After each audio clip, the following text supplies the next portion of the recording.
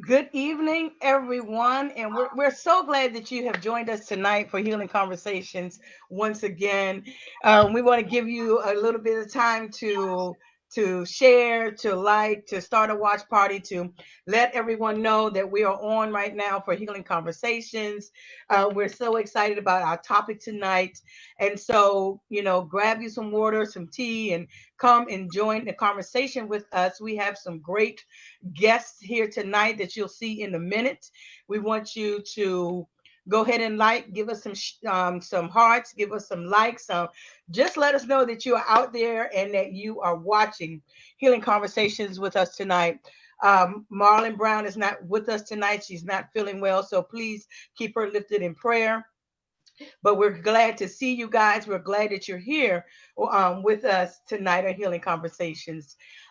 We have some great and special guests with us tonight. Tonight, we're going to be talking about Black love. And we're not necessarily talking about Black love, but we're going to highlight some Black love. We're going to highlight some healthy, Christian, God-fearing men and women in God-fearing marriages and relationships tonight. So we're going to get started here. And as you can see, we have three wonderful couples here with us tonight. And instead of me introducing them to you all, I'm going to let them introduce themselves to you. So you may start with whoever wants to go first. All right, so we'll go first. You'll go first. I'm Andre, and this is my wife, Tiffany Barber. Hi, everybody. We're so glad to be here tonight. We have been married we just celebrated our 18th wedding anniversary this past Monday, February the 22nd is our anniversary. 18th anniversary. We met in church. Had a whirlwind romance. No, no, it was purposeful from the beginning with us.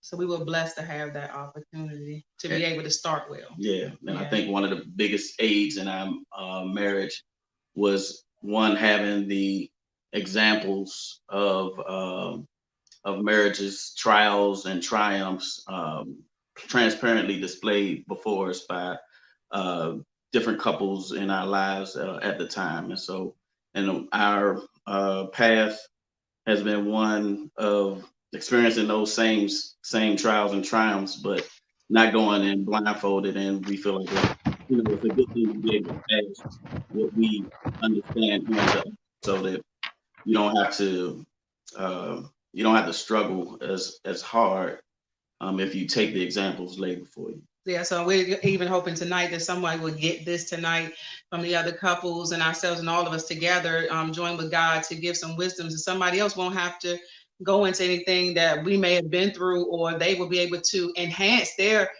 marriages or future marriages with the wisdom that I believe God's going to come through with tonight. We have three beautiful children. They are Nia, Andre, and Sanaa, and they are getting old fast. Mm-hmm. Yes. 16, 14, and 11. Yes. and we are the Barbers. Mm-hmm. Next up. Yeah. All right. Thank you, guys.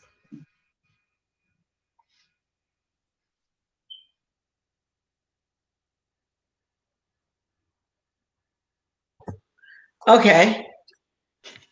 Hi, my name is Junior JR, and this is my wife, Carly Sapuzzi.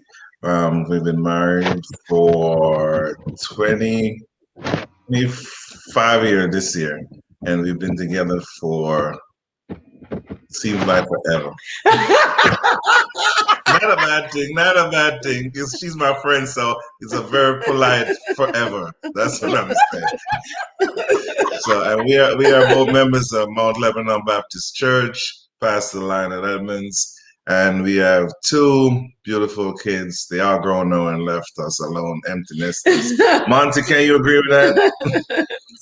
So we their name is Darian and Carlisa. Kiana Pusey. That's what they are. So Darian is our son. He is 28. Yes. And he just turned 28. And Kiana is our daughter, and she will be 25 in a couple of months. And like JR said, we've been married for 25 years, and he is my best friend. He's a piece of work, and we'll talk about all of that as we get into things. But you know, being married for 25 years, actually our 25th wedding anniversary was last year, and he's usually much better at keeping dates. That's why I was kind of letting him go ahead, because he's better at keeping dates than I am. I can barely remember my age and stuff. But anyhow, you know, we've been together for almost, I think this year would be 30 years together, you know. Wow. And we met at a park in DC, and you know, we started off as friends, and I kind of wanted it to just kind of stay that way at first, but I just thank God for his wisdom, because once I hugged him, I knew I loved him. Wow. So I'm not kidding you. I felt something different in my heart that I never felt before. Oh, wow. And I was like, what is that? You know, but anyhow, I guess we'll get into conversations. But he is, you know, like I said, he's my friend, but he's just such a loving husband. And I thank God for him. Being at Mount Lebanon, we had opportunity through our pastor, Lionel Edmonds, to work with married couples and, you know, to do some counseling, and we had events and things, but life always just kind of got in the way of how busy we were, or even the couples that we were working with. And sometimes we didn't get all the, you know, the events done that we wanted to, but I'm looking forward to doing more of those things when we come out of this pandemic, and connecting and having fun. We went bowling, we would go to dinners, and, you know, just go out and have jazz festivals, go out and have a good time as couples. And I thank God for Reverend Beverly. As she said, we worked together for many years as youth leaders, and still are. But I thank God for her putting this on this evening and allowing us to be a part of it. Thank you, guys. Hey, good evening, everybody. We're the Johnsons. My wife, Jody. I'm Tori. We are greeting you from Bowie, Maryland, and on the East Coast. And we've been married for a little over 25 years. We met in college at Syracuse University. Yeah, and like JR said, it feels like a lifetime. I mean, and I'm not sure if I can say it's all been groovy and great. But through the process of life and through the process of loving, like, you know, we continue to remain attached and committed to what our assignment is as a couple and as parents. And so I'll let Jody tell you about our 3 adult kids. Yes, so we have 3 children ranging in age from 19 up to 24, 2 girls and a boy. We are extremely proud of each of them. God has just been really good and gracious to us. They're each just, and we can take no credit for them. They're just amazing young people, and we're very proud of them. 2 have graduated college, obviously. And the youngest is going into his sophomore year rather. And is it sophomore or junior year? I'm so confused, guys. This pandemic just messed me all up. We just know we're still paying for school. That's what we know. But yeah, so they're just wonderful human beings most of the time. And, you know, 25 years of marriage, 4 years of dating, 29 years together. You can imagine we've experienced a lot of things, lots of ups and downs. And God's grace has sustained us and helped us to grow and continue to learn from each other. And just, you know, we're going to keep pressing on. We're going to keep pressing on. So we hope there's something that we are able to share or impart that provides assistance, wisdom, encouragement, insight, caution, to help somebody who is watching. So we're glad to be here. Thanks for the invitation, Rev Bev. You're welcome. Thank you guys for joining us tonight. I'm so excited and glad that you are. that you are here. And I know that you have a lot of wisdom and knowledge. We have way over 50 years of marital experience and love and wisdom and knowledge right here on the screen. So what a blessing that is. So okay, so let's get started. So I want to start out with maybe like a little easy one. What's one thing that you guys have in common with your spouse? One thing that you have in common with your spouse?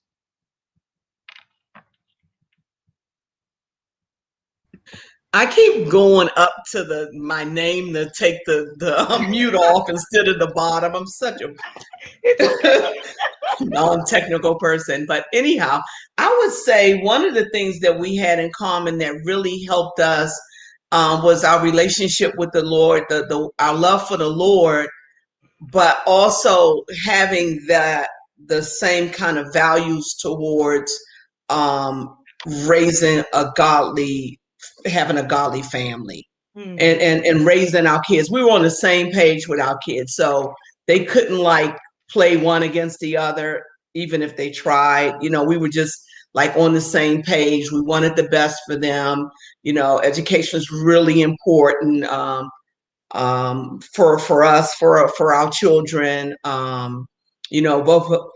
Both of us were in trade, me in computers and my husband in home improvement. And we could talk a little bit about that later, but not having the college degree, but having technical degrees, and just a little bit different. So wanted to make sure that our children pushed forward and got what they needed. So we were on the same page with that. So we had that in common, and they've done really well. Our daughters is finishing up law school, and our son has finished his master's. So pushing them on. And I think, just being on the same page with my husband and having them, led in a godly way, and education being the forefront of what we wanted for them. I think that would be the thing. Do you have anything else? And I would agree. That's it. Family comes first, and respect for your partner. I would say that's what we have in common. Yeah. And, Okay. just being good human being. That's it. That's what I would say. Laughter. You are laughter. a good human being. Laughter is very good too. You're right. Good human being. Good human being I have here. You go. Anybody else? I think I agree with JR and Carlisa with their answer. If we could say what they said, Okay. Having so we met in college. We were freshmen in college, and wow, that's a long time, guys. We were freshmen in college, and we sort of came together because we were both part of the gospel choir on campus. And so that was sort of, I guess, the start of it, was that we had that mutual love for God, for music in common, and it just built from there. And along our journey, I think that has probably been the constant, is that we both love Jesus. We both love Jesus, and we are committed to him and what God has joined together, right? Let no man put asunder. So in our commitment to God and what he has set forth and ordained and established, that has helped in our relationship, because that meant that we were going to be committed to each other as well. Because if we're committed to God and God put us together, then we're going to be committed to each other through good times and bad. And in 29 years, they've been both. And our commitment to family. And so, when stuff gets rough and hard, we always come back to that. We always come back to that foundation, which is solid. So that would be my answer. What would you say? Yeah, I think the principal thing is that there should be some commonality.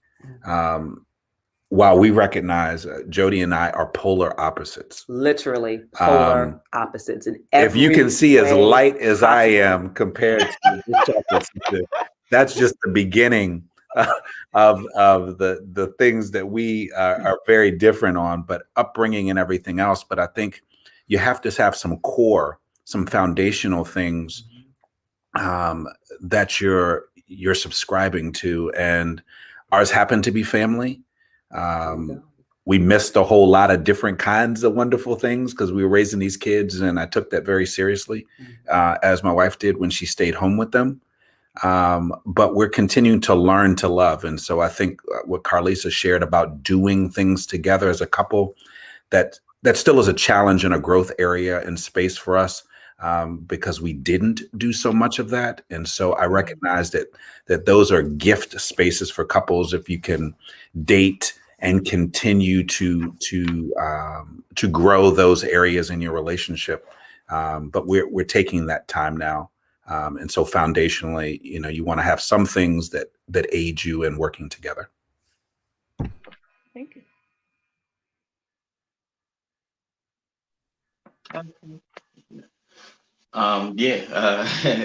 What they said and what they said. No, I do think definitely, relationship with God was at the center of what is the same, what we share with passion, and a belief that a strong relationship with God is foremost in any relationship that you're going to carry out. Like you said, if you're going to treat and deal with your spouse or your coworker or anybody else that you're going to have a relationship with, it helps to have a relationship that overrides all of those, that demands that you love in those relationships. So I think that's one thing we share. And music. We both music. I do that. We met on the praise team at our church. Well, we met before then. Then we kind of got on the praise team. Well, he stalked me. We'll tell you that story one time too.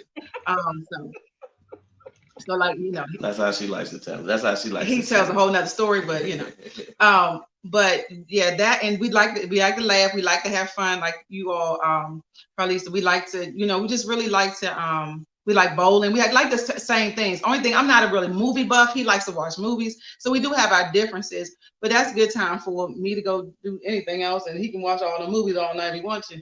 But yeah, but we just love, we just love people. We love, our hearts are for the lost. We just have a big heart for the lost. And so, and marriages and families. So that's just our common things like that.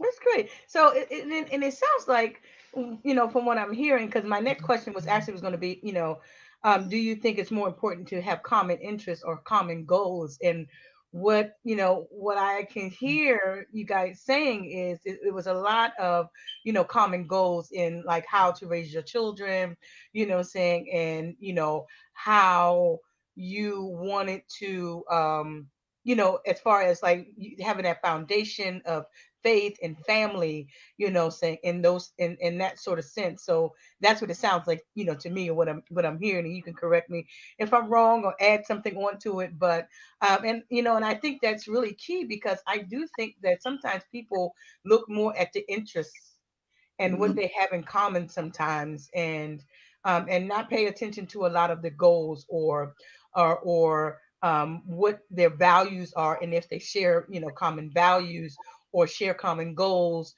when it comes to like raising kids or, with faith and, those type of things, or even careers and things like that. I think a lot of people don't pay a lot of attention to that sometimes, because I think in some aspects, many people they're hooked on the wedding.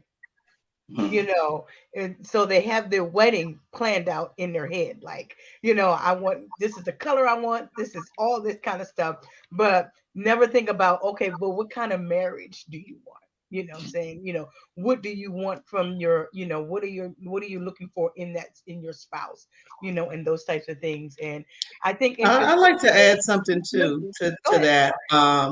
Rev Bev, it's great to have common interests because you're going to be together.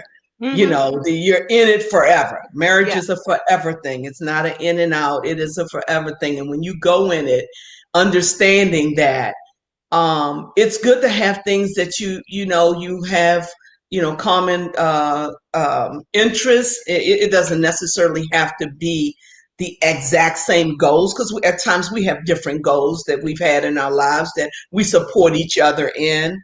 but you want to be able to get along and enjoy the things that you do together, because if you don't, there's going to come a point where you can get in and you can tick those boxes where, you know, the school, at this age, the house at this age, or the marriage at this age, the house at this age, the kids at this age, but you can tick those boxes. But after those boxes are ticked, it's just you and that person.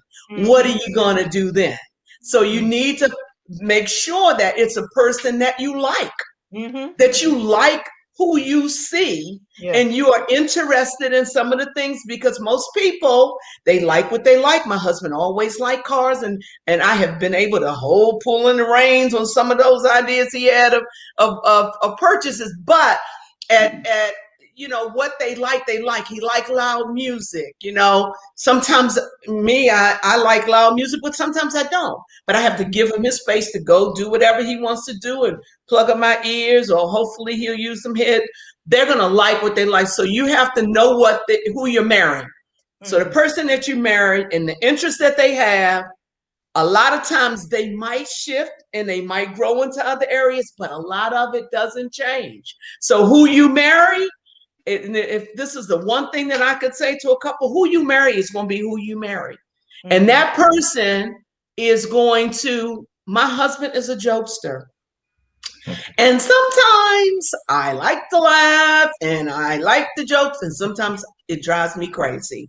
And I can be like, not today, babe, please, not today, you know, or at least after 9 or before 12 a.m., you know, but that's who he is. And a lot of times that can fuel me and get me through a day.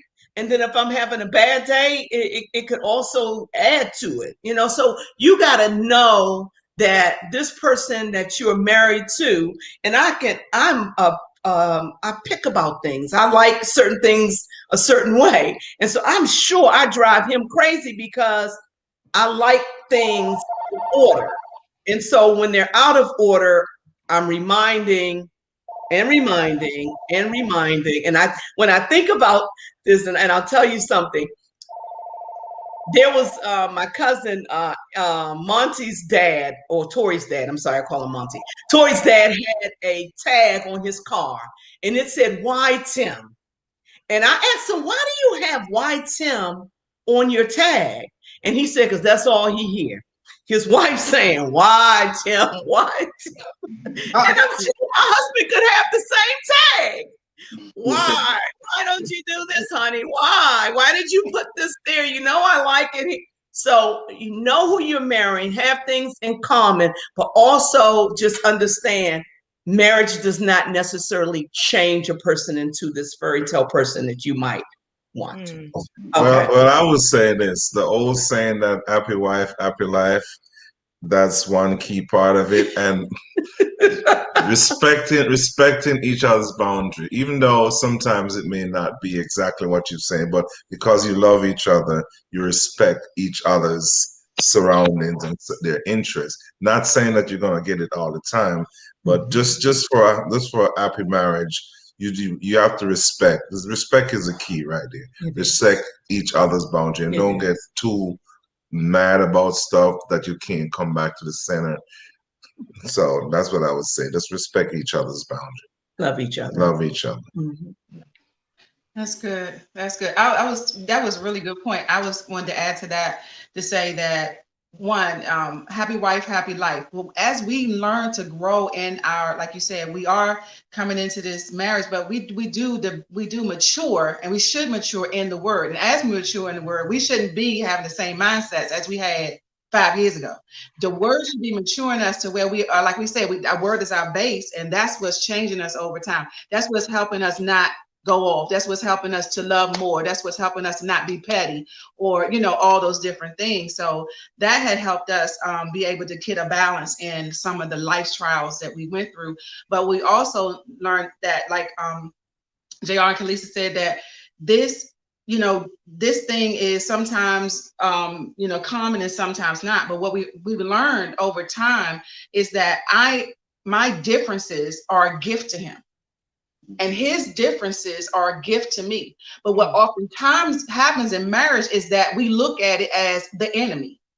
And what, like you said earlier, Mrs. Johnson, was that this is we're not like what you're saying was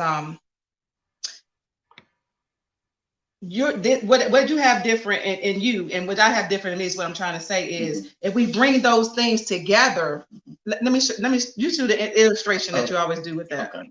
All right. So what she's talking about is we talk about this often, and when we talk with couples, we mention it. Is that if you look at my hand and you look at the tips as strengths and the valleys of your hand as weaknesses, when God puts two people together, most of the time you are different. And that's what you were saying. You are different because you have different strengths, you have different weaknesses. And when you come together, if you came together strength to strength, you know what I'm saying, you may think that's desirable, but in a sense of a strategic sense, this is fragile. This is fragile. But when your strengths cover my weaknesses and my strengths cover yours, then strategically you're covered and you don't have those gaps where you can have blind spots as a couple. And that's why you know God builds us the way He does. And Bev, Reverend Bev, I want to go back to what you said earlier, because you said three things, and I didn't really think about it, put them in these categories. But you said values, goals, and interests. And so I think it is utmost important that when you are marrying someone, that you guys share value. I mean, because values are the things that are kind of your core. Those are the things that shape your character. They shape how you want to raise your kids. They shape, you know, who you want to be, your values. Now you will have different goals. You know what I'm saying? But you will have goals from time to time differently. So it's good to be on one accord. We're both going after this goal, or we're both going after this goal, but they change as time moves. You got to go to get your kid into a good school, but after they're grown, they're in school, they're out of school, that's no longer applicable. Right. You know, you got to go to buy a house. You got to go to get out of debt. You have these goals, but they move and they change. And then your interests are, they're part of the thing that makes you you. They're part of the thing. And so you have the common values and you have the same goals from time to time, but the way God made us different is the way that we get to attack these goals and approach these goals and think about things. Because I think in one way, I think I'm good at being single-minded, task-oriented, one way, just looking what's in front of me and attacking what's in front of me. Tiffany is good at, oh, wait a minute, did you think about this? But if you do that down the road, this is going to happen. And if you don't take care of this while you're trying to do that, this is going to come in. And so it drives you crazy when you're being task oriented, but I understand, okay, that's part of me that I didn't have. That's a gift to me. That's a way of seeing things that I don't have. So instead of fighting her on that, give her room to say, okay, so how can we fold this in so that we can be multifaceted and take care of all these things that I think are ancillary, and as well as staying on what I think is the mission. So yeah, we always say we're better together. Mm-hmm. We're better together. And so that was just a big key for us that the Lord has shared with us, that what He has is your gift. That is absolutely your gift, and start seeing it that way. So that way we was like I'm trying to do this right now. You trying to take me off course. No, it's just the added love, it's added peace. That's what you marry. You know, God wasn't, when He made us one, He wasn't making him. When He made us one, He wasn't making me. He was making this new miracle, this new thing that He wants to use in the earth as a reflection. And so times when I say that and I say, well, let me just see what He wants, that pleases God, because that's dying to your flesh. That's dying to you. And so when He does that, that's dying to Him. That's humility. God can always move in humility. And so He gets the glory out of it. We all fine. We get to the goal, and like with that, like they were saying, And we got to work on just the relationship of us during that time, because when the goals are gone, like I said, when the children are gone, all that, that's what we're looking at now. We don't want to look up and be like, what you mean? We ain't fighting for nothing more. Ain't no more food to fight for. Ain't no more cars to try to get going and all this stuff.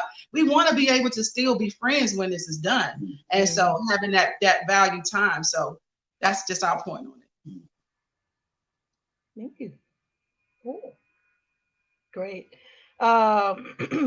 Let's see. Let me get another question here. Okay, so well, we know that we've been through a lot during this pandemic.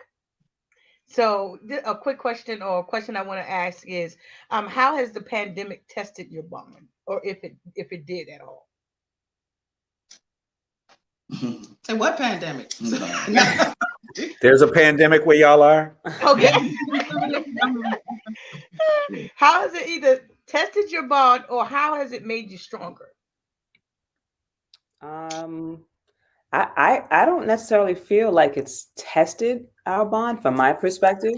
Mm-hmm. I feel that it has I think it's shown that our bond is strong. I think it's shown that our bond is strong. That's my response. His answer will probably be different. Very careful.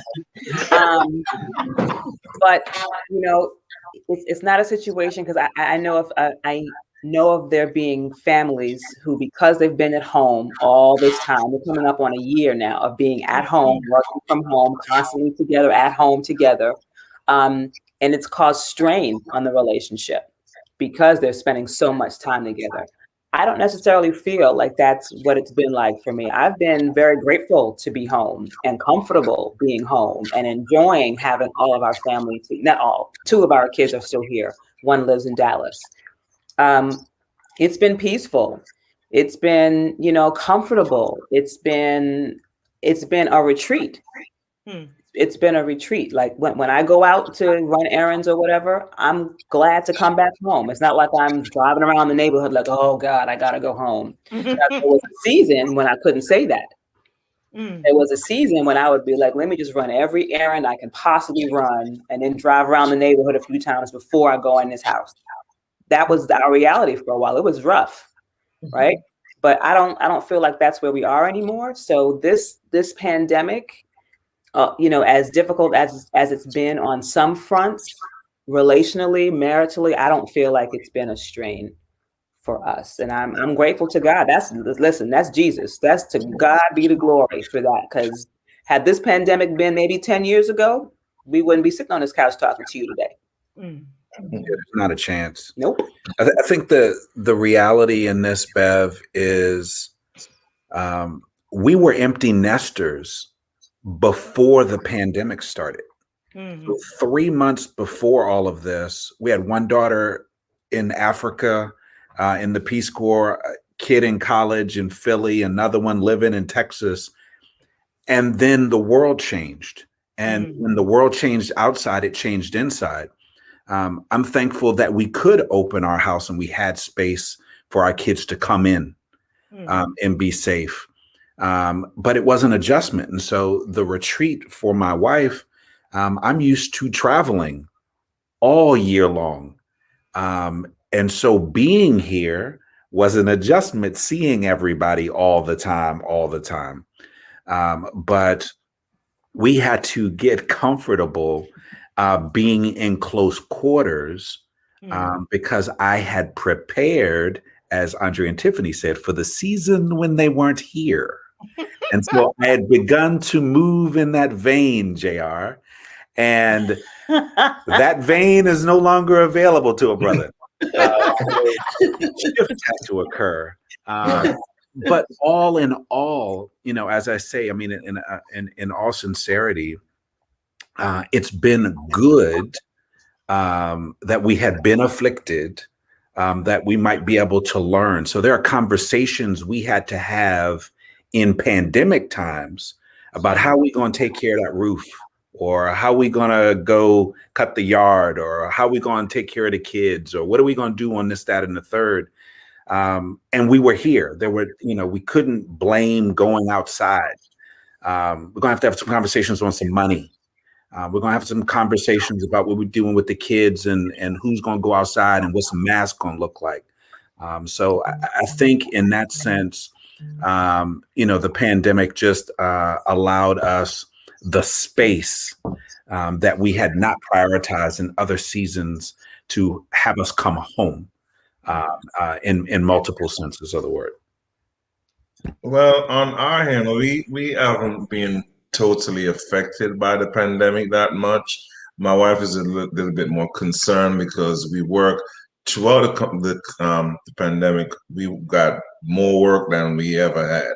So I'll be out most of the time. So my schedule is basically still the same.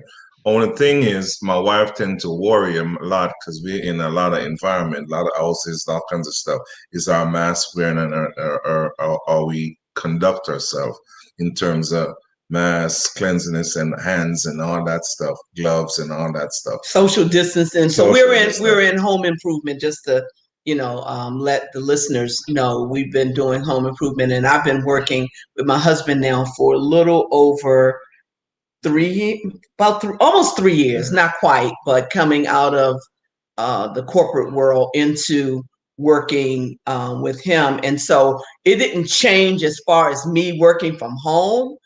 So I'm still working from home. It didn't change. The fact that he has to go into folks' homes and things like that and do work. But it did change, with just kind of being, I was very afraid in the beginning, and I trust the Lord, and I believe the Lord can cover you in anything. But I believe that also you have to have sensibility about what you do, and so just using the right precautions. We had, for my husband and the guys, doing temperature checks and making sure they wear their gloves, and then they couldn't work in the gloves, and they complained about that, and just making sure they had the mask and not have them on like they had a mouth guard and with their nose open. All of those things that you feel like you didn't really want to have to kind of go over and over. It just caused me a lot of anxiety. I had a lot of anxiety because my husband, he's such an easygoing guy, and he will still talk to people. And I mean, it's okay to talk to people, but social distance. Don't talk to someone just because that's your cousin or someone or whoever, and think the mask can come down to have the conversation. Put the mask up. I'm doing that with everyone. I go see my mom or whatever. I still mask up. Of course, I'm gonna try to protect her and my sisters and brothers or whatever. But don't be so comfortable that you put it down. And I love him dearly, and I just think that he could be a little bit more cautious in this pandemic with making sure that he takes care of himself so that he can be okay, so that I can be okay, but also this pandemic kind of challenged my mind in a way, because I felt like God is doing something in this season that he wants us to slow down. He's slowing everything down, but the business was picking up because people home and they're seeing all these things. They want more space, fix the garage for us, give us more space, make our bathrooms bigger, whatever. But I'm feeling like we should be slowing down and just listening to what God is doing and saying to us at this time. Not so much we're so busy that we're still tired and going to bed, exhausted. Where's the growth in it? So I felt like it has been a challenge for me because I don't feel that I've gotten to the place that I should be, or I haven't gotten all of what God has for me in this season because we've still worked in the pandemic. So that's been my challenge. And plus, we're empty nesters. Our kids all moved out, so it's not a major adjustment in terms of more people in the house. It's just us. Yeah, they just come home for birthdays and Christmas, and they wear their masks. Right. And they're such good kids about protecting their parents. Right. And if they've been out or around their friends, they're like, well, we can't come this weekend. They probably just don't want to come. Who knows? But they'll say, well, we have to be careful because we've had a little bit exposure to more people. So we'll have to distance ourselves. But it's been a challenge. Right. It's been a challenge. It's been sad. I miss my family. I miss hugs. I miss love. I miss all of, I get all that from my husband, but that's a whole different thing. He happy. But I'm talking about like your parents. I'm happy too. I'm happy too. See, look, he liked the empty nesters because he wanted Wild Wednesdays and, some kind of Fridays. And if there was an N-word naked this day. No, but really just I'm sorry. But just really I just glue your whole cover, JR. Okay. You don't have no cover. You don't have no shame in this game. Embarrassed and you blushing over there, JR? Ours was Naked Wednesday. Was Naked Wednesday. I told you about that. Didn't I tell you about that when the kids left? Auntie, I told you when the kids left, you can do whatever.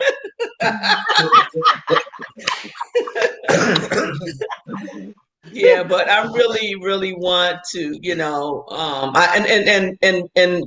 just spending a little bit more time. And I've been trying to be more focused since the year came in, as opposed to how 2020, I really have been like, okay, it is focus time. I want to hear from the Lord. I'm spending more time. I'm sorry, that's prayer service alert. Just spending more time like that, setting alarms, making sure that I'm getting in my word a little bit more, and then we're doing, we're praying and we're just seeking what God wants us to do different during this pandemic, during this season. That's it. Yeah. I think. muted. No, We muted? no. You can hear us? Yeah, they can. Yeah, we can hear you. Let I ain't do it. Say nothing. No. I ain't talking about Naked Wednesday. I know what you're saying. No, but I think for us, it's been similar. I mean, similar in the sense that our schedule didn't change that much.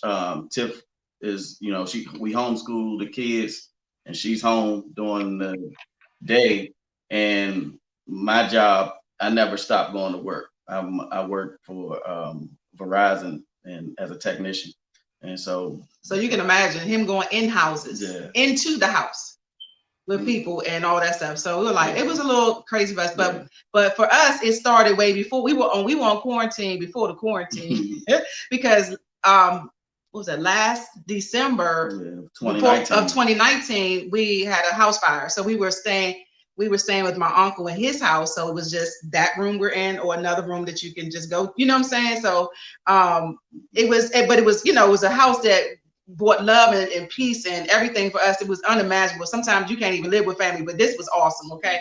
But it was still different. We weren't in our home and we were going through a lot trying to get back there. So I guess when we concentrated on just looking at everything really as a break, because you know how the church is 80-20. Y'all know about that, right? And so sometimes you working. If you're in the church, you just come and go and you go home. That's one thing. But when you're in the church and you working and you really in ministry, you working. And it's like not just Sunday. And so that and the children and everything, it slowed down. It just really brought a pause for a minute and got to breathe and kind of just not run. I mean, it was just not, you don't have to get no clothes together. You don't got to get no, buy no shoes. You ain't got to put on no makeup. You ain't got to do nothing. It was just like a great time to try. You got more time with the Lord, what I'm saying? But we kind of just really embrace. We were doing a lot of praying anyway, because it was a lot going on. And I was like, okay.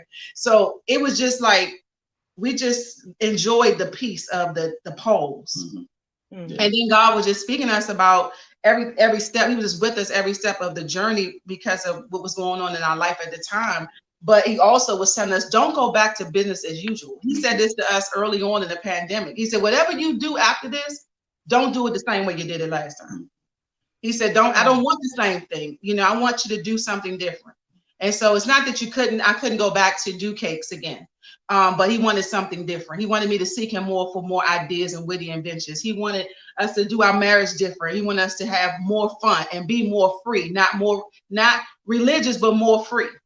You understand what I mean when I say that? I mean, free in your marriage in every area, intimacy, your time together, all those things. If we don't, however you communicate with each other now, we're going to text a little bit more. We don't text, we call each other, you know what I'm saying? But let's see what this texting all about, what people do with the texting thing. So it brought a lot of ideas and things into the marriage. And so we were grateful for the pause. I really enjoyed it. Yeah. I mean, I agree. It was just time. Like I said, when all the ripping and running of doing other things, you know what I'm saying? You had work was the same for me. And then he had real estate. He's a real estate agent. Right. But just the extra things you didn't have to do. Everything was closed, or it wasn't open, or they wouldn't. You got time to just sit. And we got time to, like she said, it was a lot going on. So it was really was a blessing for us. Because I mean, we were going to pause anyway, because like she said, we were living with my uncle. And so, things were going to change while we were waiting to get back in the house. But we had the dealings, and I wish I knew you then, JR, because the contractors we had. We can't say that. No, we can't. I'm just saying. We said we wasn't gonna put nobody under the bus. You know what I mean? They don't know who the contractors were. Oh, they don't name no name, baby. But you know how the business can be. Because I'm sure you've had people that hired you be like, look, the last people that was here, they did this. So it was a case of that. But to God be the glory. He brought us through it. Like I couldn't imagine, when it started, it would be what it is today. So so it's all gravy from that aspect. But we had a lot that we had to talk about, and it helped us to be able to just take time to kind of get on one accord better, like you were talking about, just have those conversations and really to kind of plan and really you said Carlissa, you were saying that you felt like God was just saying slow down, and I agree. And it was like a strategic thing where he was saying to us, like Tiffany said, moving forward, once you're beyond this, when this is all over, it's not just about coming back to life as it was. But there are things that if we take advantage of the opportunity that the time off gives you, then there are things that you can get before him and get together with your spouse and be able to come out of the gates this year and years to come, bringing some of what heaven dreamed of for you to pass in your life. Right, because the power is in our agreement. It's one thing when 2 or 3 are gathered, but husband and wife on one accord, power is in it. I mean, it's limitless. And so for us, we saw the ills of the world. It all came out in 2020. You saw everything that was a problem.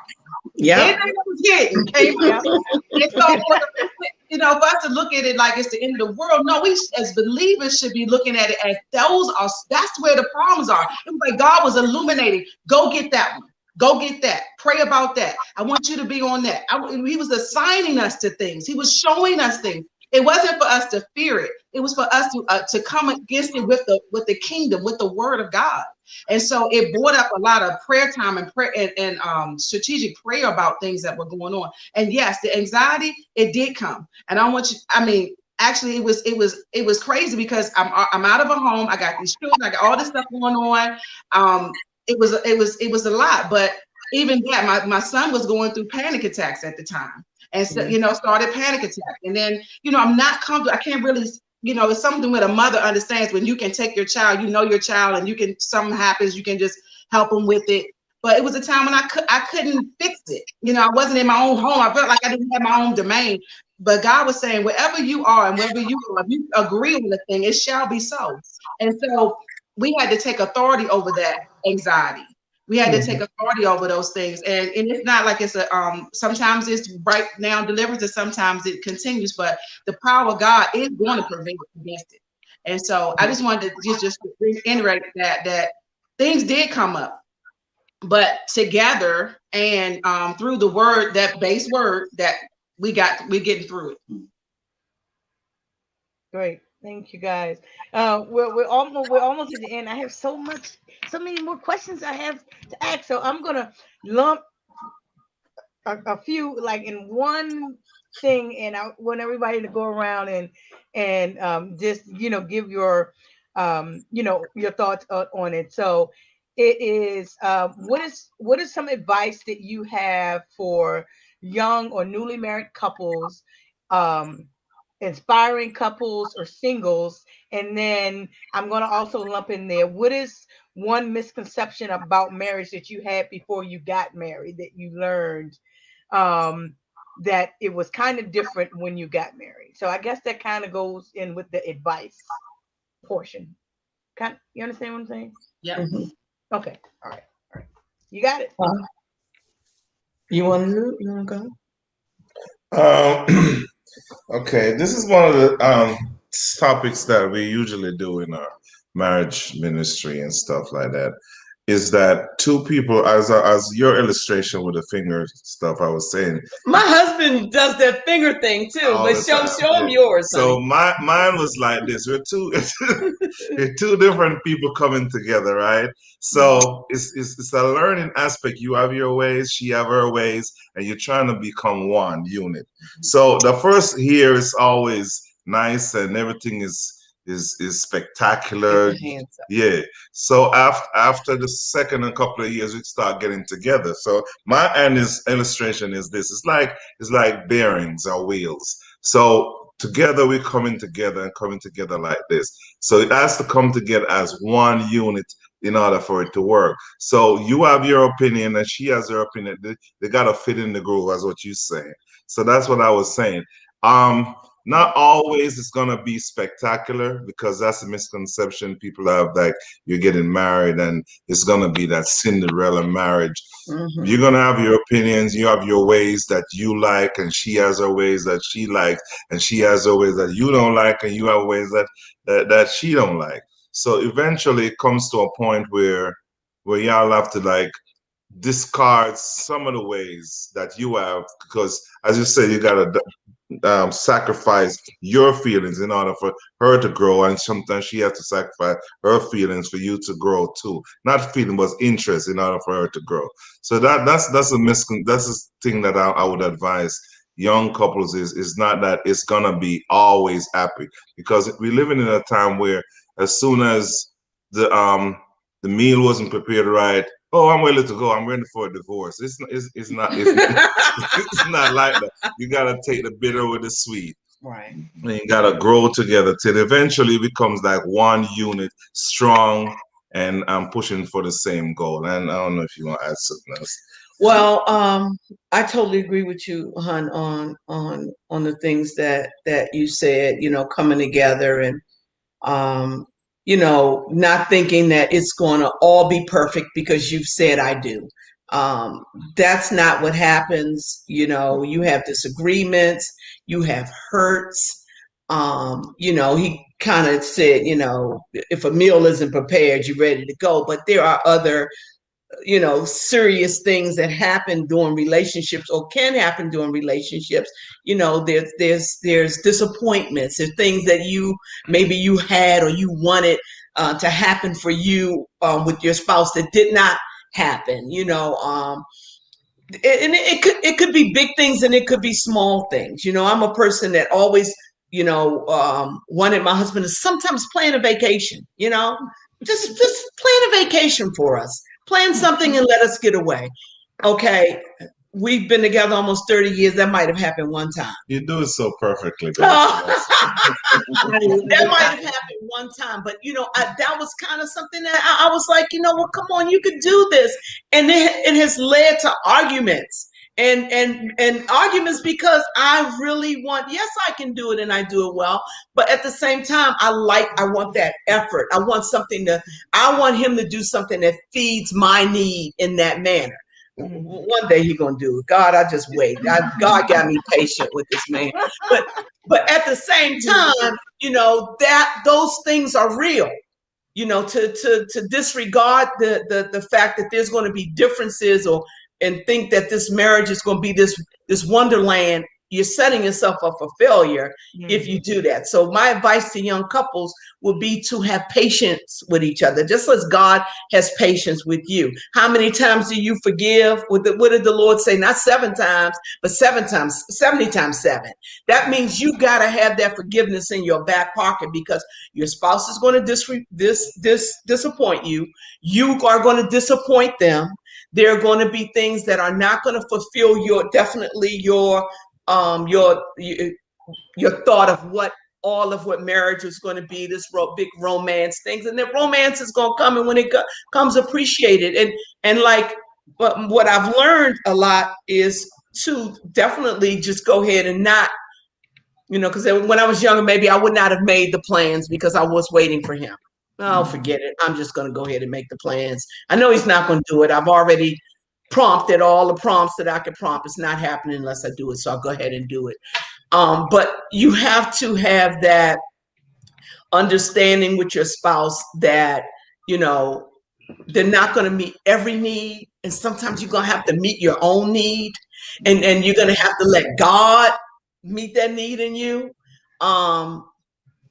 And when disappointments come, realize that sometimes we disappoint our Lord and Savior too. But what does he do? He loves us. He loves us unconditionally. And that's how we got to love each other. That's how you have to love your spouse. You got to have the Lord as that third cord. When you tie yourself together in marriage, you don't try that braid. It'll be just like a twist. If you try to twist it together, what that twist do? That twist come out. But if you braid that thing up and that 3-strand braid, that ain't coming out. That twist gonna come out. It's gonna loose. It's gonna unravel. But that 3-strand braid is gonna stick together. And it's been God that has kept us. Because even when I'm sure I drive him crazy, he's a godly man. He ain't running out here leaving his wife. He's gonna run down the basement and probably turn on one of those war pictures or something and turn it up loud and tune me out or whatever. And I'm going to go read my book and stump, or I'm going to cook a big meal for everybody or something. I'm going to let it out in another way. But, we pray together. What was the second part of that? You said what we would advise them to do. What was the second part of your question? I had another thought. It was about the misconceptions about marriage. And what about us, people who out there are single or aspiring couples like myself? Well, for inspiring couples is, again, when you look for someone that, God tells us not to be unequally yoked, and where you are maybe not going to find a perfect Christian, you're not going to always luckily find someone that you met in the church and that they're for the Lord. Sometimes it has to be developed a little bit, even people that's in the church. But at the same time, when you have that love of the Lord or have someone that's open to that, I think that's really important, because it's God that keeps you. And if you don't have God to help that other person or influence the other person's thought process or shed light to that other person and revelation to that person, I just don't know how you can make it without it. And I know there's people out here that, are unbelievers and believers that are getting married. But I personally, I just can't imagine, because I think it's easier to say goodbye when you don't have that. And you need that, because there's going to be points in your relationship where you want to say goodbye because things are hard.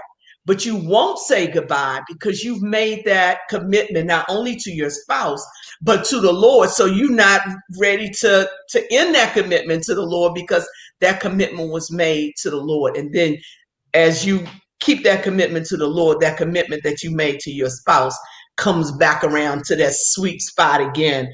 And you like, what was I mad about again? My husband has this thing. What do you say, honey, about the days in 7 days or something? It drove me crazy, but he's almost right. Almost in 7 days, you get over it. But really, you kind of calm yourself down, and people just need to have that forgiveness in their heart. So that's what I would add. Sorry for rambling on, but it's so much that I would love to share about it. Go ahead. That was good. I really good. I know for us, we always advise couples to singles. I love singles because they get a fresh start, but you have to start well, and that's the thing. And you need to have. I would suggest to have good accountability around you as a single.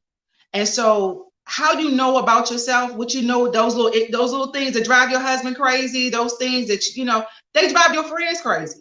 That's who you are. If you're really being genuinely who you are, that's who you are. Ask your friends. If you got friends around you that are really going to be candid with you in your cell group, or maybe some group at church, or whatever friends, where you can be real about who you are, your bad times and your good times. They can start to help you grow in those areas, so you don't take that baggage into your marriage. We were afforded that through our church. We had cell groups, so we had women that we grind life with. I ain't talking about that foo-foo stuff. I'm talking about, I'm talking about getting in your business, like all that to better you, help you grow. Iron sharpens iron, the word says.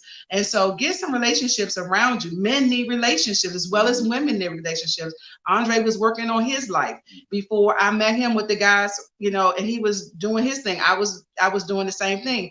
Like I say, he was stalking me, and he came around and saw me ushering, and was like, "What'd you say? I gotta have her." What'd you say? Something like that. What was you saying? Anyway, let's answer. Okay. But anyway, but what I was saying was back to what I was saying, but accountability is one thing, and another thing to have is to understand that it's nothing wrong with wanting a desire to be married. A lot of times, church people have often told, like they almost be like, y'all wait y'all turn, like they want to be married, just like when you didn't want to be married, you wanted to be married as well. It's okay to have a desire for marriage, but not the wedding, as Beverly said. The wedding is just a ceremony. Half of us probably don't remember what was on the table. You might not remember the settings or none of that stuff. You know what I'm saying? But the real thing is, when you get into marriage, it's going to be about who you are and who you're becoming. And so, you want to add to that? Yeah, no, everything she said is what I would say. One, when you begin, or when you're choosing somebody, or you're getting into a relationship with somebody, don't think temporal, don't think immediate. You know what I'm saying? Think about the long term, and think about deeper things than just how they look or how they make you feel. Because in the beginning, it always feels, we all, man, in the beginning, what, you know what I'm saying, I can't stay off the phone. What? You know what I'm saying, I'll be on the phone, I'm at work, supposed to be working. What? And so all those feelings, they're there in the beginning to kind of help you build a bond. But I think it's a natural thing that over time those feelings wane. Right. You don't feel those butterflies every day or every time they walk in the room. You know what I'm saying? Those things wane. So you can't build it based off of how you feel in those early days or those early years. Right. So like Tiffany was saying, do some work on yourself. Do some work.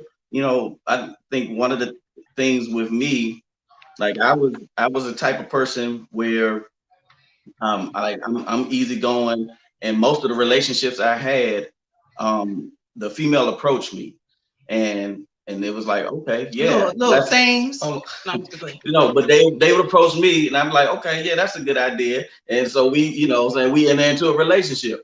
But God spoke to me and was like, when you find your wife, you're gonna have to go get your wife. And so I had to, examine that. And so he told me certain things. Look, get this in order. You don't have a car. You're bad with your money. You know what I'm saying? You this. So certain things like that, where he told me to get in order before, like I saw her, I had seen her and had been around her. We were friends, but before approaching her about a relationship, it was things he was saying, take care of this. And then when I took care of those things, I felt a release from God to be able to pursue that relationship. And likewise, like she was saying, she was working on things in her life and in her character. And so you can't find a man like God if you don't know God. How are you going to know he looks like God? How are you going to know he talks like God? How are you going to know if he'll take care of you like God will instruct? If you don't know what God is. So you have to spend some time with the word. You have to spend some time in a good church, in a good place. If we're all Christians here, so that's what we're looking for. And that's our foundation. Outside of that, I can't tell you, I don't know how to do it, but we have to be able to go after it. And even with the woman, I tell my son, if she is not going to be dedicated to God, how's she going to be dedicated to you? If she can't hold herself for God, you ain't got a chance. You have to get someone with integrity or willing to grow in that area. You understand? You got to get somebody to say, hey, this is what we've been doing in our relationship. We need to change this up and do things God's way. And see some fruit before you pick it from the vine. and make sure that that fruit is ready to be eaten. Because if it's not, you're gonna get something bitter, and you're not gonna, you know what I'm saying? And it's gonna, and some people have married bitter, and they are living with bitter, because God might tell you, and I really, you know, I know God tells the husband that. Sometimes the women say God told them, okay, all right, but he always has a win. Even though God said that might be your spouse, but there's always win on God's word. There's a timing. And so we need to follow his timing also. And don't be afraid to date and spend some time, you know, in a relationship. But the key relationship to us is like, get some accountability, so many more, but also check yourself and get yourself ready. Because would you marry yourself the way you are right now? Would you marry yourself? You got a list for him, or do you have a list for yourself? That's really good. That's good stuff right there. That's good stuff. Will you marry yourself? Yourself, Now, I don't think I ever heard anybody ask that question before. Yes, that's a good question. That's good write stuff. that down and remind myself. You know what's crazy though? I was really that really came across because I was looking at something, and it was actually Shantae Moore was even saying that about her in her interview was saying about her marriage that had broken up. And you don't want to be on that end finding that question. You want to be on the front end asking that question and to say how can, and but then even once you are married, am I checking my list? Am I changing? Am I being pliable to God to be able to be be a benefit to my marriage, to my husband? Mm-hmm. Oh, you know, there's another thing that I think we haven't really touched on, but and I want to add, I totally agree with what Tiffany was saying about making sure that you have yourself, you know, together and right, and making sure that that relationship knows what that person in relationship knows what God looks like, sounds like, so that you know who to strive to be like. Because without God, of course, we could not have to me a loving, kind relationship. Get in the book of Psalms and the book of Solomon and listen to, you know, how the Lord talks about loving one another. And I think a lot of people think in what marriage is that romance part, and it's all hot and all great in the beginning, but as it goes older, you don't still have to take time to, you know, to nurture that relationship and that physical relationship. And a lot of people don't talk about that, but you really have to take time to make sure that you glue your relationship up and be willing to be that partner that satisfies your spouse's needs. Okay, know what your spouse likes. If I have to tell a young couple, if you don't like something in the beginning, don't get in a marriage thinking it's gonna change. And people do grow in relationships, but if you don't have that meet each other's needs in the beginning, that's a rough thing, because that relationship grows more with intimacy. The more you're intimate together and enjoying it, and I know there are relationships that possibly, you know, for certain reasons cannot have intimacy. That's a different thing. That's a different work.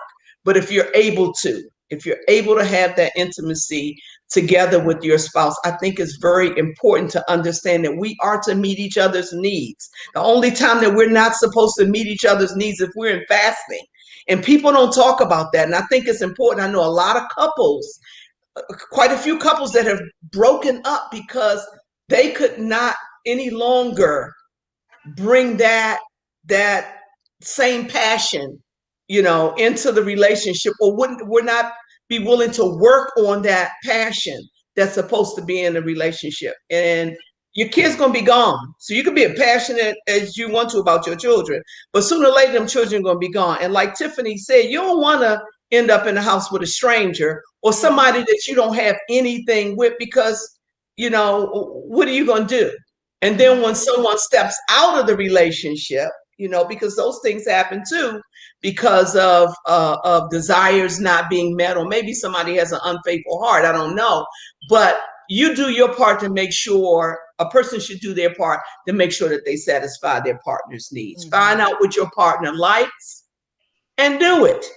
And that's not only in the bedroom, that's in the kitchen, that's wherever. Find out what your partner likes, and don't just know what they like. Listen to them and do it. If you're able to, listen to them and do it. That's it for me.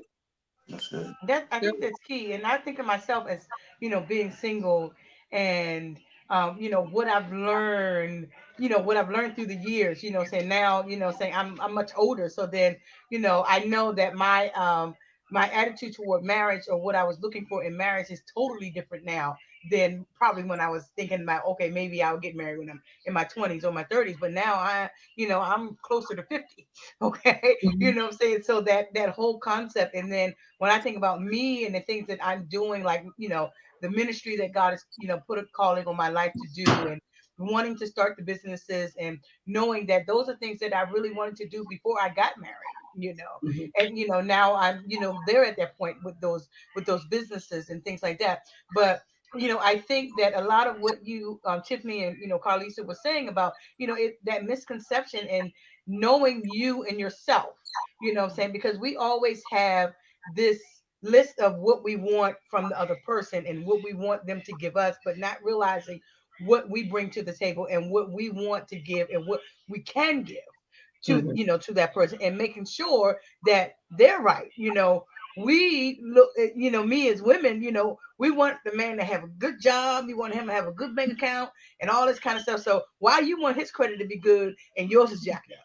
You know what I'm saying? Why you want his attitude to be great and you still got to work on your temper and, all those type of things, or your spending habits, or, what I'm saying, though, that kind of stuff, but that we don't think about that because we think about the wedding, what I'm saying, and we don't think beyond, that. And I think that we need to do that. Go ahead, Tori. Hey, Bev, just a quick thing, tagging on to what you just shared. Um, we have some classmates and some colleagues that have gotten married later in life, or, they've married people 15 years older or 10 years younger. Jody shared this with me some years ago, that our marriage is about kingdom assignment. And so some of the things that we went through in not divorcing and not separating was because there's a greater assignment. And so sometimes I had to get out of my own way, because my own way would have said, I don't really feel like fooling with this anymore. But when we focus on assignment, getting married at 52 or 42 or 32 or 23 looks entirely different, because the assignments are changing. Your purpose is changing. And so the people that he has to connect you with for that assignment are different. So for us, we got to connect in college because it wouldn't have worked any other way. I couldn't transfer to a different school. I had to stay at that school. We had to go through the stations of life so that we could give testimony when we got to particular stations, because we are finding folks divorcing and folks having monetary issues and parenting issues. And now when they ask, even though they're older, they come back and say, but we've seen this length of time that you've had in working through these issues. We can hold fast to that a little more. And so it's a different kind of walk-in station. And so my advice for anyone is to wait until it is your time to marry that person. I don't know. People ask me, they say, when should I get married? I said, heck if I know. I might have said a different word. I said, heck if I know. You don't get married a day before you were supposed to get married. And you don't dare marry anyone until it's the person you're supposed to marry. Either one of those are off is hell. Trouble. Yeah. Well We said. knew it was an assignment for us to be married, and it was a bear. I can't imagine not having it ordained. I'd rather you not do it. That's real. And that's so good, because it's a God thing. How can you do a God thing and not have God on it? It's like buying you know what I'm saying, a BMW. You just buy. You got to go to the manufacturer to be able to operate the thing. And so we have to go to God about the thing He ordained. This is what He created. This, we didn't create this. Yeah. I in the beginning, Tori, when you and Jody were doing your introductions and you talked about your assignment as a couple and as a parent, and I wrote that down because I think a lot of people don't understand that marriage is an assignment. Saying that's a blessing that not many people have, saying, and then that assignment to be a parent is critical, and that's your job that God has assigned you to do, you know. So I think that a lot of people don't see it that way, and I'm so glad that you said that, so people can start understanding that, you know, saying this is an assignment that you have, because you as a couple that God brought together, he brought you together for a purpose, Reason. you know, saying, and for a reason, you know, saying, to one, you have these children that he has blessed you with, but he has so many things that he has allowed you to do as a couple, to bless other people in your lives, to give wisdom, to be a model to the people that are around you, to strengthen, you know, who you are, even more together. And, you know, I love the analogy of that cord, you know what I'm saying? Because if it's braided, it will stay strong. But if you try to unravel that cord, and if you don't keep God in the midst of everything that you're doing in your relationship and in your marriage, then it's going to unravel. He has to be a part of it. He doesn't. You don't have to, it's not just to acknowledge him, but he has to be in it. He has every day. Yeah. Every day. Every day. That's good. And I think one of the things also that I'd like to comment on is the idea of having unrealistic expectations. Carlisa spoke on it a little bit about, you know, marriage is not a fairy tale. It's not that, you know, that wonderland. It's work, right? It's work. And I know for me, I think because we got married so young, we were right out of college, so in 23 when we got married. I think for me, and also because I came from a background where I didn't see healthy marriages. If I saw marriages at all, they weren't healthy. Otherwise, nobody that I knew had parents that were married, or where there were both parents in the picture, or like, that's not just, I'm from New York, from Brooklyn, and that just was not what I saw growing up. So when I came into the relationship, I think there were parts of me, and also because I was younger and probably very immature, I had an expectation that he was supposed to make me happy. Mm-hmm. Right? And so putting that weight on him, that burden to make me happy. And along the way, I had to learn that's not his responsibility. I am responsible for my happiness. Right? So if he makes me happy, that's just a bonus. That's a bonus. That's a bonus. That's wow, God, thank you. That's a blessing, but that's not his job per se. You know what I'm saying? Like I had to learn to find contentment, peace, joy, happiness on my own, so that I could become my own individual person, because I was missing a whole lot of things, because I grew up around a lot of dysfunction, as most of us have, because nobody is perfect. No family is perfect, right? So for me, that was a big part. That was a big piece, and it took me a minute to get that. And then I think once I did, I don't want to speak for you. I feel like I think it took a weight off of him to feel like he constantly had to be doing something to make me happy. Does that make sense? I don't know if I'm. No, that's good stuff. That is so good. I want to hear more. I'm like, because I mean, that's the real love. And a lot of times when we go to, sometimes we're in settings, no, people are not being real. And that's why people are still dying in marriages, even in the church, because and sometimes we need to really pull on some folks, not just our regular leaders. Let's get these people. Some of these people got some real stories in the congregation that could bless your household. And you can really hear some good things, like how you made it through that time, like that gap y'all were talking about. That needs to be spoken of. I need to know the tools. What did you do? Did you go to the room? Did you pray? Did you cry? What did you do? Because somebody Sudoku. You threw the shoe. You took the shoe. You threw the shoe. Then you might have grabbed the phone and threw the phone after the shoe. And then you said a couple of blessed words. Bless. All of it. Out loud. You know, that's right. Because how can you apply it if you don't know it? You got to be able to, you know, that's why we get back to, and we trying to pray our way through everything. But some of us, like you were saying, I had to go to counseling. I had baggage from way I grew up. And so I had to go, I helped my marriage because I was trying to deal with my stuff. And God told me on the loop, going on to 495, off of 495, he said, I want you to understand, we were engaged. He said, Andre is a conduit. for me. I actually pour what I want through him to you. And remember this, I have always been your father, and I will always be your father. If he has a clove, it can always come to me. And so I would never have to blame him for what I don't have. And like you said, that just reminded me, now it's like not even happiness. What I'm pursuit of is the joy, because he said it's the joy set before me, that I have this peace that I have, and I don't have to worry about him trying to perform for me or trying to be something that he's not. Yes. And you know, and look, you say you got one, he do all this nice stuff. He did one trip, he took me somewhere, all this, you know what I'm saying? But still, people don't understand that you can sit in the same room in the same bed with the same person and be lonely. Mm-hmm. Oh.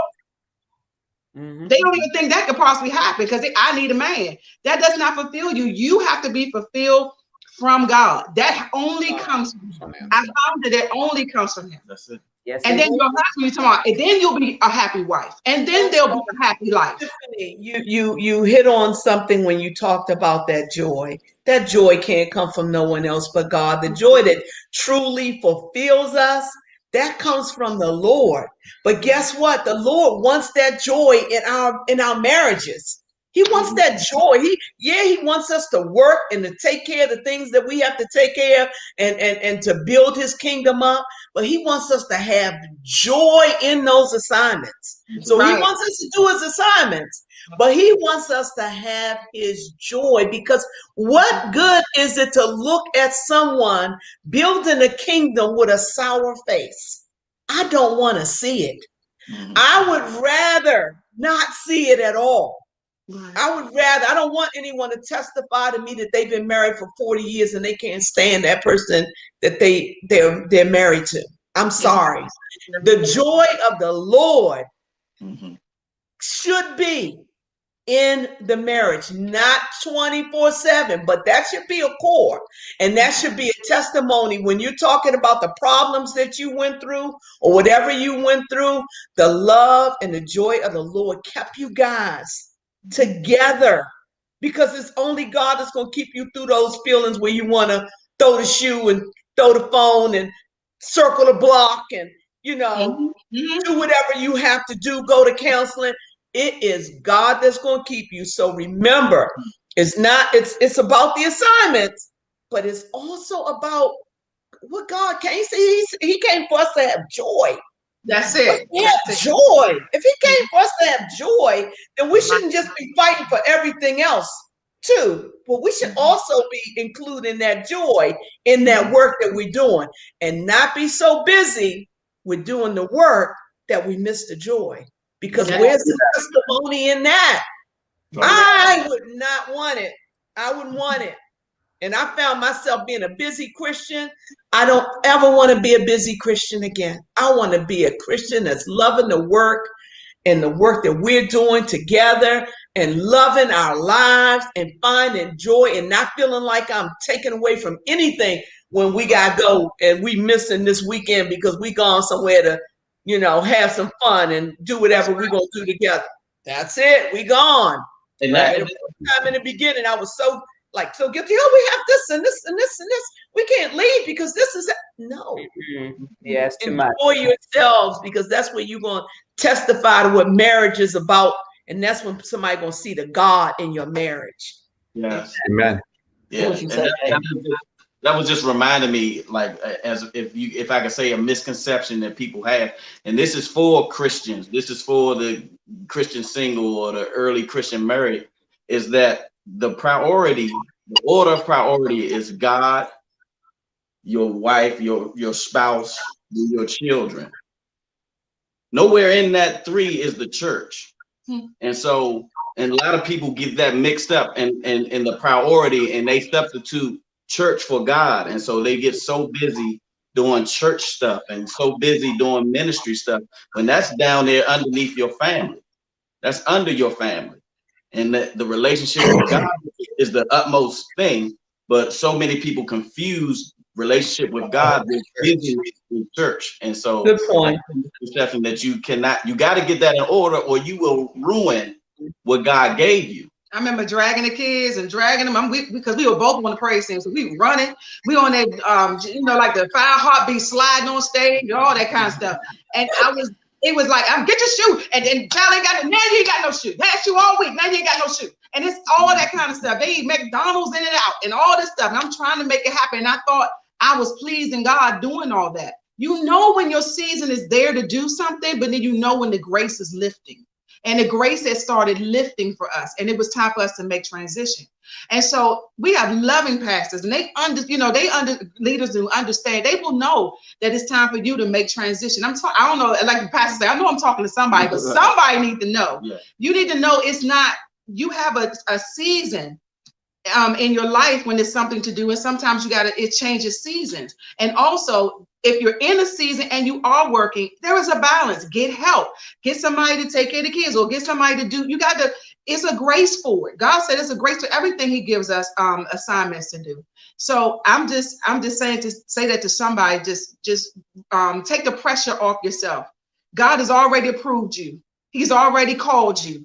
Everything is already there. All you have to do, and then he wants to know from us, how did you do with this marriage? How did you love your husband? When did you take some time and get some R&R? He wants to know that. He wants to know what time, when did you go away? Did you have, and it's almost like we praise all the time and then you never do worship in church. God's like, where's my worship? And that's what He's saying with us. Where's the intimate time? I see y'all pressing and working, and that's great, but where's my intimate time? He is in on our worship, even our intimate worship. And if God got praise only from our intimacy, I wonder would He get any? If He just got praise from us getting together and us being intimate together, if that was the only type of praise God would get, I wonder how much He would get. If there was none in the church, no hands lifted, it was just, if married people got together and be intimate, how much would He get? And that drives, it's like, God loves this. We are a reflection of Him. And so that has to happen in our marriage. This is some great stuff. This is great. And I mean, this has been so great that we've been like, yeah, we've gone way beyond our time. We've gone way beyond our time, but I want to continue this conversation. I want to do a part 2.